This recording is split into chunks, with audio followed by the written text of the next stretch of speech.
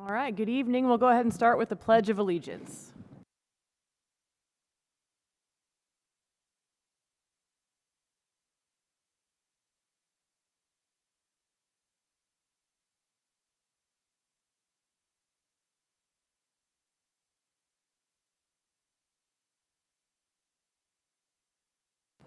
All right, we'll go ahead and call this meeting to order. We'll go ahead and do roll call just up here at the table. Okay, Sarah Darting. Christy Van Meter. Sheila Megers. Erica Price. Sarah Sanders. Rocky Busnitz. And that's it. Okay, I need an approval of the agenda.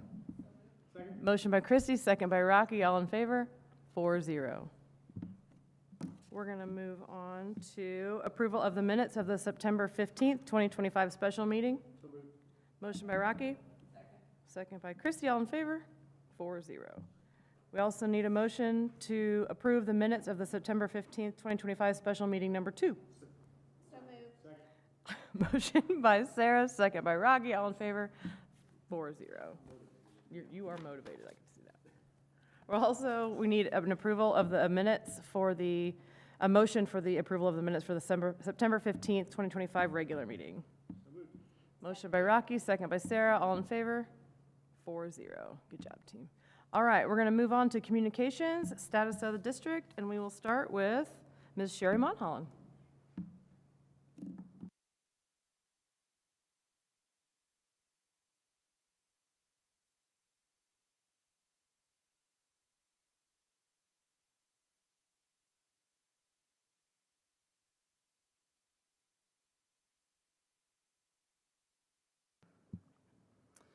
So I am here in his place.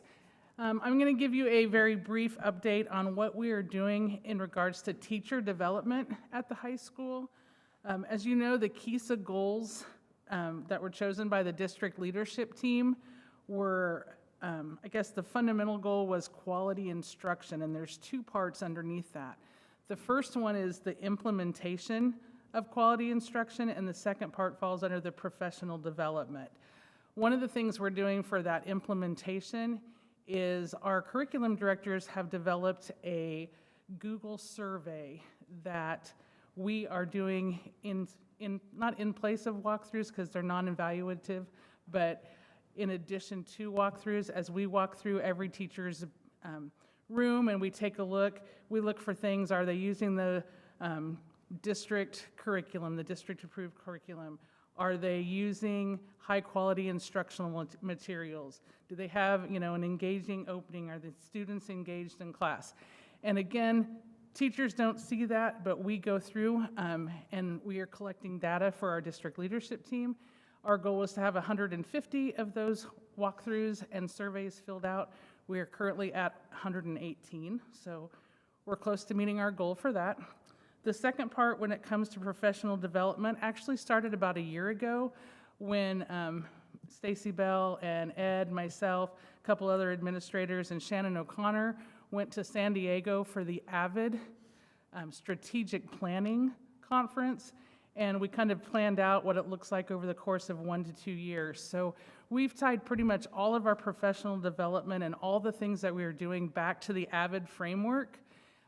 Our teachers started that last year, and they took everything that we do in class, things that we do with our social emotional learning, things that they do with teaching strategies, and they tied that back to where it fits into that AVID framework. We also did the relational capacity piece of that AVID framework, and we had every student in the building on their rosters. Teachers looked at those rosters this last professional development, and we marked those students that we felt like we still hadn't reached after the first quarter so that we can go back in as at-risk teams, as the administrative team, and reach out to those students to see if we can move them forward a little bit. So tying all of our professional development in with our KISA goals as well as with our AVID framework is what we have been doing for about the last year, but that's been really our focus at the very beginning of this school year. So, any questions I can answer about that? Thank you. We're off to a good start. Yep. Next up, Mr. Urick.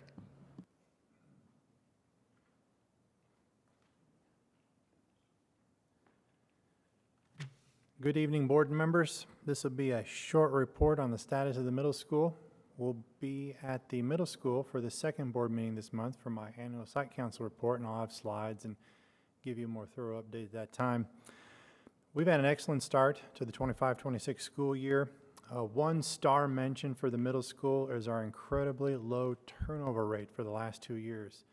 Ahead of this school year, we only replaced 2 staff members, and we replaced them with highly experienced mid-career professionals, and so we are benefiting from their experience in the profession. We have an extremely mature and veteran staff at the middle school, and that continuity in terms of instruction and school processes and supports benefits students and families. The school has 3 qualitative goals. These are goals that I can measure easily by pulling information from Power School and surveys. Engagement, we want to have 90% of our families attend fall parent-teacher conferences, and to that end, we call parents, invite them in until they tell us to stop calling. We can get there. Most teams will get to 90%. I'd like for the teachers and parents to know each other by face and name. Growth, 70% of our students will score at the 40th percentile or higher in both reading and math. We achieved that last year. We'll achieve it again this year. During our August Fast Bridge, 68% of students scored at the 40th percentile or higher in math and 66% in reading. So we'll definitely get there in math. We have work to do in reading, but we will meet that goal. And then attendance, we want to reduce chronic absenteeism to the pre-pandemic rate of less than 6%. Chronic absenteeism is defined as students who miss 10% or more of the school year. Year to date, that number is 8.5%. Last year it was 13, almost 14, so we're down. We are making changes to better communicate students' attendance status to parents. We're working with Katie Davis to customize report cards, and now when students see grades right underneath, they're going to see a chart that gives their child's quarterly attendance percentage at the school and a cumulative attendance percentage. And there'll be a short paragraph from the principal explaining the importance of regular attendance in the middle school. So we want to remove barriers and be good partners to our families to make sure kids are attending school regularly. The school has 4 qualitative goals, and those are pursuant to district accreditation. They are related to teacher clarity, high-quality instruction, full integration of high-quality instructional materials in ELA and math, and strengthening formative assessments. I'll provide the board with detailed information on our progress towards these goals and how we're going to support teachers in meeting them when I deliver the site council report. And then lastly, to sports. The football teams are doing well this year. We're undefeated in the 7th and 8th grade, and that's wonderful, and the men look forward to a strong finish to the season. The 8th grade volleyball team, headed by Coach Swift, they're the CML League champions, and the 7th grade team, headed by Don Villalobos, here at the high school, they placed 3rd in the league. So we're excited about that. Mr. Walker, the cross-country coach, reports that his athletes set 171 personal records throughout the season. 70% of the athletes on the team received 1 medal. The 8th grade class broke 10 school records, and the 7th grade class broke 2 school records. So the boys and girls did well in cross-country. Any questions? All right. We'll see you again later this month. Detailed report. Thank you. Ms. Bivens.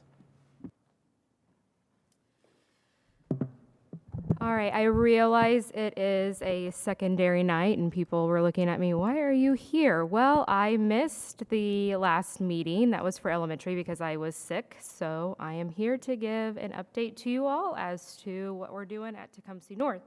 I specifically want to talk about AVID as it pertains to board goal number 1 in regards to instruction and instructional strategies. Our AVID site team meets every month to review our goals and plan for professional development. Just like Ms. Monholland talked about, our professional development is aligned with our AVID goals throughout the year. We have 3 goals this year. Goal number 1 is by May of 2026, 70% of our teachers will incorporate or continue to incorporate college and career awareness, our student organizational tool, and Wicker into a variety of their daily routines and lessons. And goal number 2 is by May 2026, 65% of our students in grades 2nd through 6th will score in the low risk or T-Bird ready categories. So that's at that 40th percentile on our FastBridge A reading assessment by using, because of using a variety of AVID instructional strategies.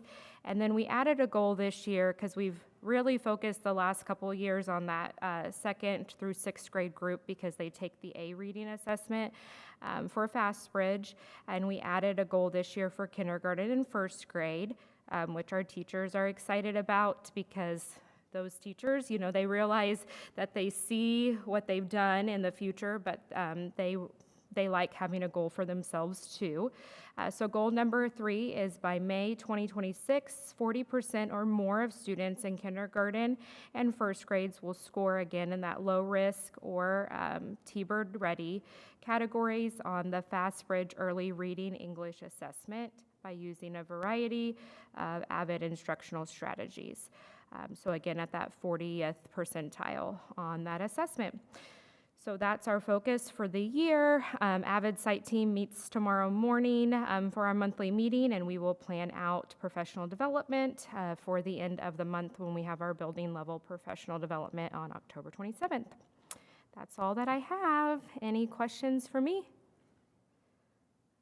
Yeah. Okay, so if I understood correctly, one of the goals is the the kindergarten and the 1st grade for that AVID. Yes. So do those parents, they see the same results like the parents that have older kiddos? Yes. On those, they get those presented at parent-teacher conferences Yep, too? with Okay. their data notebooks, and they get the family report of where their student is. And then after parent-teacher conferences, the data notebooks go home every single month to show their students' progress. And all of our teachers, kindergarten through 6th grade, work on setting instructional and behavior goals for all of their students so that they can monitor their own progress as well. Okay, thanks. You're welcome. Any other questions? All right. Thank you. Well, that was easy. Thank you. All right, we'll move on to communications. Well, we're already on communications. Comments and concerns from patrons, which I don't see any. We'll move on to action items. We need a motion for business by consent. So moved. Motion by Sarah, second by Rocky. All in favor? 4-0. We will move on to approve the 2026 board meeting dates. Ms. Meggers. Attached, you have the board meeting dates for 2026 that we looked at the last board meeting and had a little bit of discussion around. It very closely mirrors what we did this year.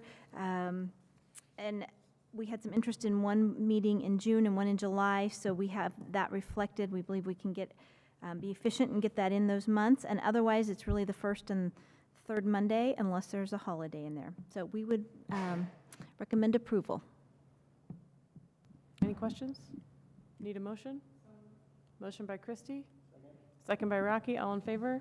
4-0. All right, we'll move on to approve MHIT grant. Dr. O'Brien.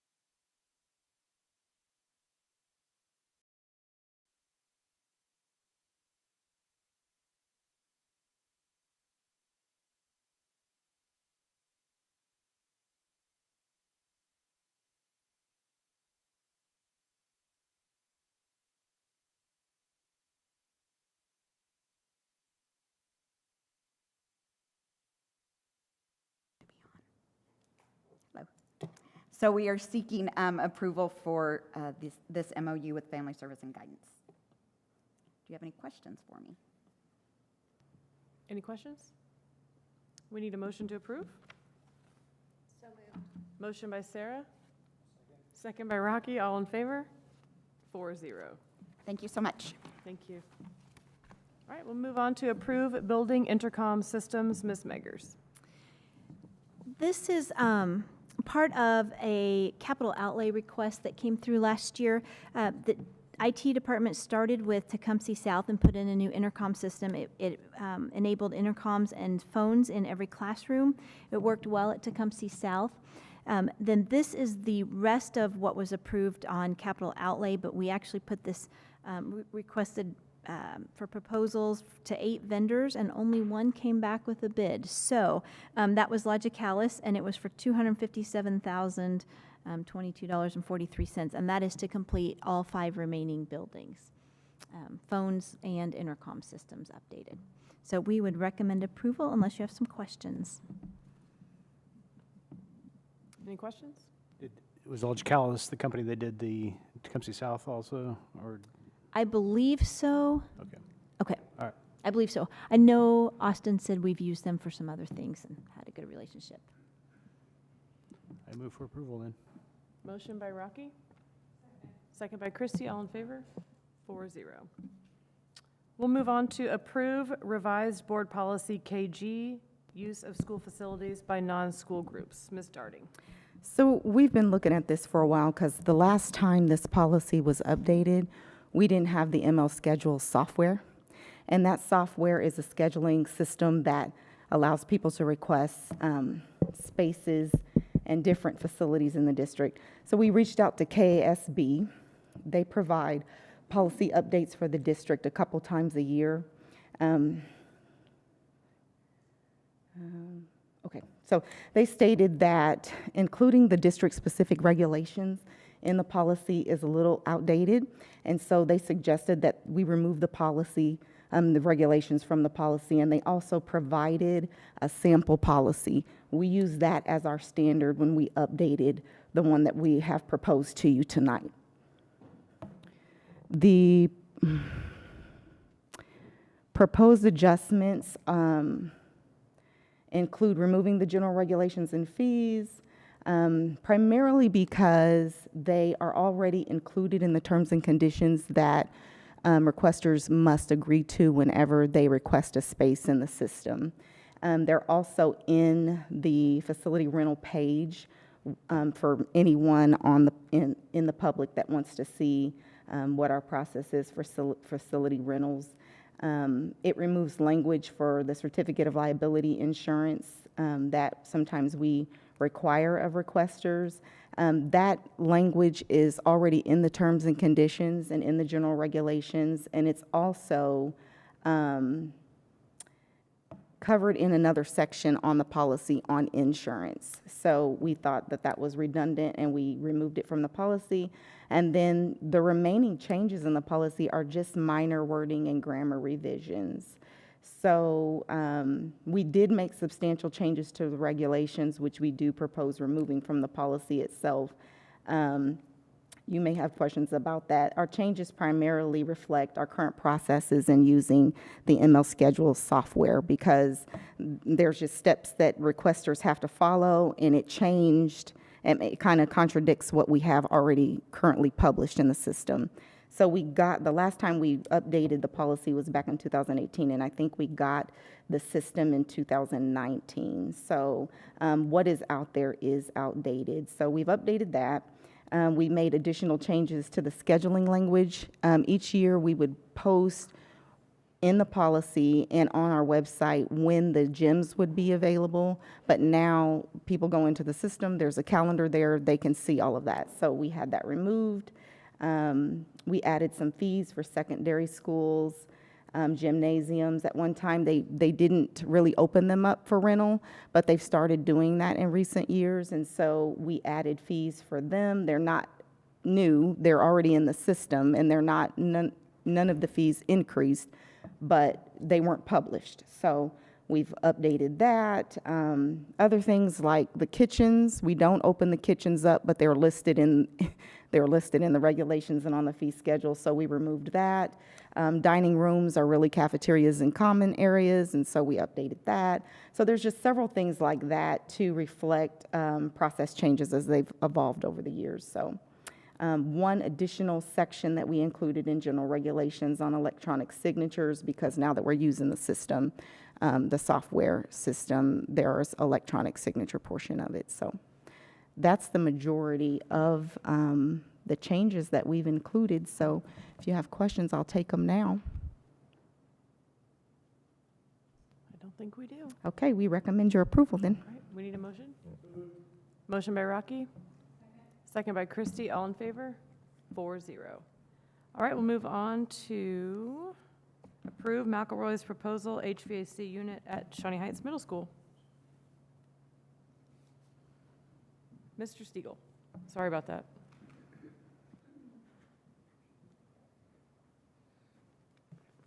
Thank you. Yes, I'm just here to ask you to approve installing this 7.5-ton band room split system. The old system had been failing, but it was limping along, so we really wanted to put it out to bid if it would last that long, and then while we were writing up the bid, it failed. So that room currently has no functional climate control. So it does qualify under the KU contract for the sole source purchase exemption under the fact that it's an emergency, it's an urgent need. So I'd ask that you vote to approve that. Thank you. Any questions? Yeah, Sheila, was this planned as far as a planned capital outlay this year? And if not, are we going to, It'll have to go on this year's when we approve. okay. I mean, So, we would add it on as an item. and we have enough capital reserves to do that? Okay. Yeah, Or are the we gonna have total to on this one sacrifice is something at else? 23,000. Yeah, almost 24. It's one of our less expensive ones, so, yeah. Thank you. All right, we need a motion for approval. So moved. Motion by Rocky. Second by Sarah, all in favor? 4-0. All right. We'll move on to discussion items. Superintendent's report, Ms. Meggers. You know, the bond is front and center, so I feel like we always start with that, but we are here for student learning. So I just wanted to give a shout out to everybody that was involved in professional development across the district last Monday. I was able to pop into most buildings, and principals, instructional coaches, Mrs. Bell, Mrs. Hummer, Dr. O'Brien, and there were many others involved in great professional development going on for staff and great discussions all the way across the district. So I don't want that to get overlooked. I saw a lot of great things going on. We also had our KISA check-in, and Mrs. Monholland talked a little bit about that quality instruction is our focus. But again, through the process, when I say KISA, we're talking about our accreditation process for the district. And one of the greatest things about that is just the great conversations that come out of it as we look at how we're going to measure things or how we're going to improve things. And I just think it has driven some really great discussion and some very genuine, heartfelt, thoughtful conversations across the district in the last, through that process. I do want to mention the next big event coming up is next Monday. The Shawnee Heights Foundation Breakfast is next Monday morning at 7:30. You can still get tickets. Just contact the central office. The fun part about this is that this year, instead of a speaker coming in, we're going to feature 3 of our previous grant winners, and they're going to share just briefly what they got the grant for, how they used it in their classroom, and some of the benefits of it. And I think they're all 3 fairly excited to share, and we thought that'd be kind of a fun change of pace so you can hear exactly what some of those dollars have been used for. The other positive out of that I just wanted to highlight, the prize parade went around the district here a week or 2 ago, and it was just under $16,000 that the foundation returned to classrooms or handed out to classroom teachers to use for projects. So they do a lot of great things. I wanted to just mention that breakfast is coming up. And then since we're 4 weeks out from the election on November 4th, I also wanted to just do a quick reminder of our upcoming town hall meetings. If you have neighbors, friends, community members that have questions, please send them. Our next one is next Tuesday, October 14th, 6 o'clock at the middle school. And then we have another one October 27th at Shawnee Heights Elementary. So those are great places to learn a little bit more about the bond and to ask questions. We had one last Monday, and some great conversations and questions came up there. So just keeping that front and center because we are about a month out from that. And with that, I'm happy to answer any questions. All right, no questions. Thank you. We'll move on to questions, comments from board members of education. Crickets. Guys good? All right. All right, we're ready to move on to executive session. I move that we go into executive session.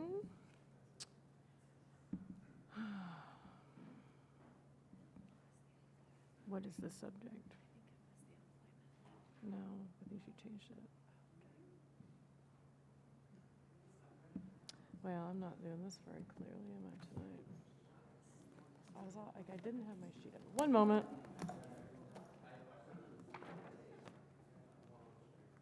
Quiet in the gallery. See, mine's student discipline matters. All right. What do you want this, what's this subject?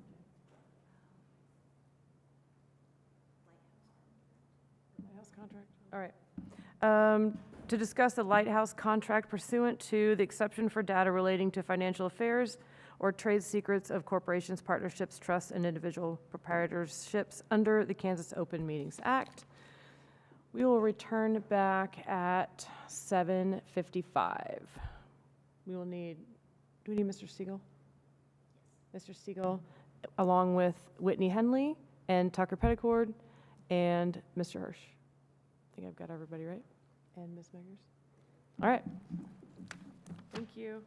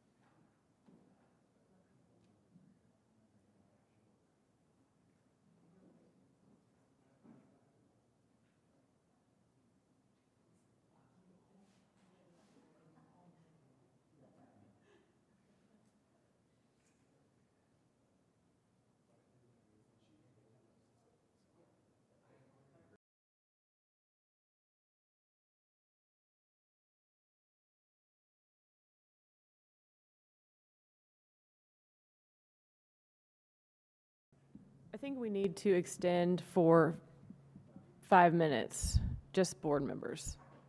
So we'll be back at 8 o'clock even. Oh, I need a motion. Motion by Erica, second by Sarah, all in favor, 4-0.